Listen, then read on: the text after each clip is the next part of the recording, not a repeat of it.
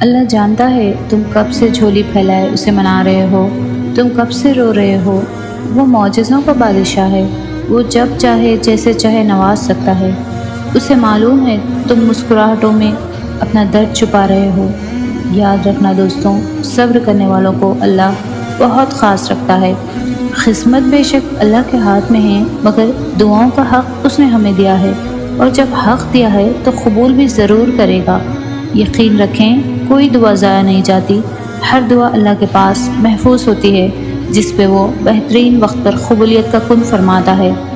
یاد رکھنا اللہ خالی ہاتھ لوٹانے کے لیے تھوڑی نہ تمہیں اپنے در پر بلاتا ہے، بس اس اظہار کے لیے اللہ تیرا بندہ بہت کمزور ہے اور تیرے ایک کن کا محتاج ہے۔ دعاؤں سے تو پہاڑ بھی زرہ زرہ ہو جاتے ہیں، دیکھنا وہ کن کہے گا اور بہت جلد کہے گا۔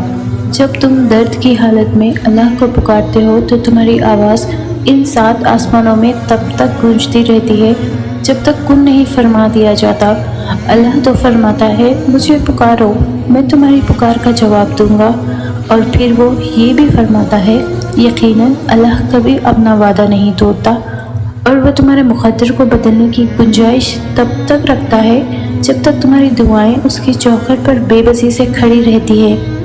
تم دعا کرتے ہوئے معجزے کا یقین رکھو، پھر دیکھو دعا ختم ہوتے ہی معجزہ ہو جائے گا۔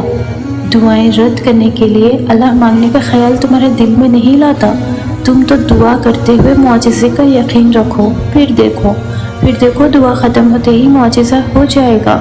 وہ تو تم سے اتنی محبت کرتا ہے کہ وہ تمہیں آزمائش میں ڈالتا ہی تب ہے جب تم کسی ایسی چیز کی جانب بھاگتے ہو جو تمہارے لیے بری ہوتی ہے۔